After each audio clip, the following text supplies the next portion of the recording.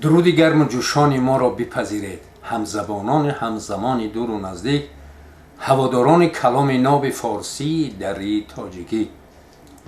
اینک رسیدیم به گفتار 23 شاهنامه بیزوال حکیم ابوالقاسم فردوسی. پادشاهی فریدون 500 سال بود. بر تخت نشستن فریدون چو شد بر جهان کامگار، ندانست جز خویشتن شهریار. بر رسم کیان تاج و تختی مهی، بیاراست با کاخ شاهنشهی. بر روز خجسته سری مهر و مه، به سر برنهاد آن کیانی کله. بر روز خجسته سری مهر و ماه، به سر برنهاد آن کیانی کلاه. زمانه به اندوه گشت از بدی، گرفتند هر یک رهی ایزدی. دل از داوری ها بپرداختند، به آیین کی جشن نو ساختند. نشستند فرزانگان شادکام، گرفتند هر یک ضیاخوت جام. می روشن و چهره شاه نو، جهان گشت روشن سری ماه نو. بفرمود تا آتش افروختند، همه عنبر و زعفران ساختند. پرستیدن مهرگان دین اوست، تن آسایی و خوردن آیین اوست. کنون یادگار است از او ماه مهر، بکوش و برنج هیچ منمای چهر. ورا بود جهان سالیان 500، که نفکند یک روز بنیادی بد. جهان چون بر او بر نماند ای پسر، تو نیز آز مپرست و انده مخور. نماند چنین دان جهان بر کسی، در او شادکامی نیابی بسی.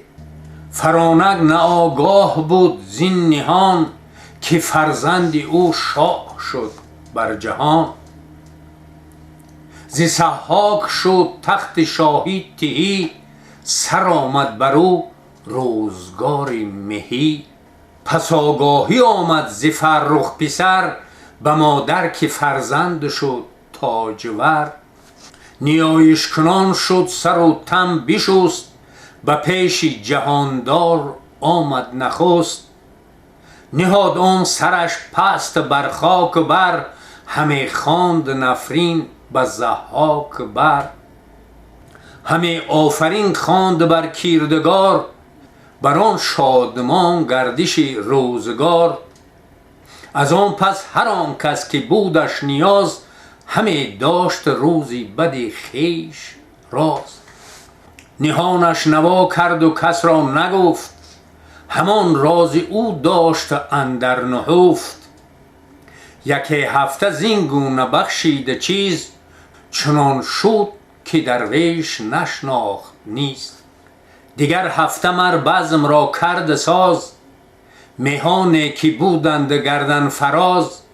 بیاراست چون بوستان خان خویش، مهان را همه کرد مهمان خویش. از آن پس همه گنج آراسته، فراز آوریدن نهان خواسته. در گنج ها را گشودن گرفت، نهاده همه رای دادن گرفت.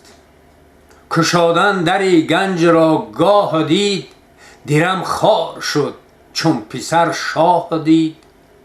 همان جامه و گوهری شاهوار، همان اسب تازی به زرین عذار. همان جوشن و خود و زوپون تیغ، کلاه و کمر هم نبودش دریغ. همه خواسته بر شتر بار کرد، دلی پاک سوی جهاندار کرد. فرستاد نزدیک فرزند چیز، زبان پر از آفرین داشت نیز.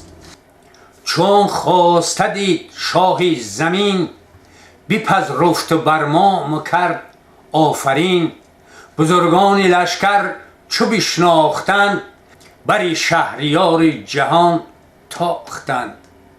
بزرگان لشکر چو بشناختند بر شهریار جهان تاختند.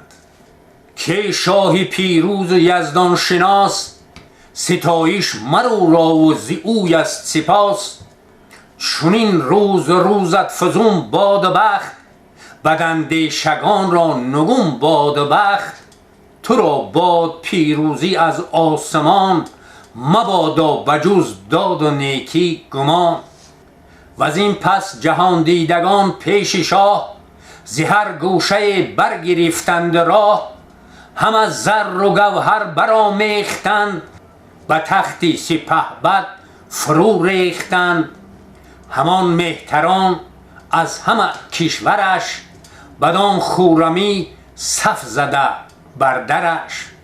ز یزدان همه خواندند آفرین، بر آن تاج و تخت و کلاه و نگین.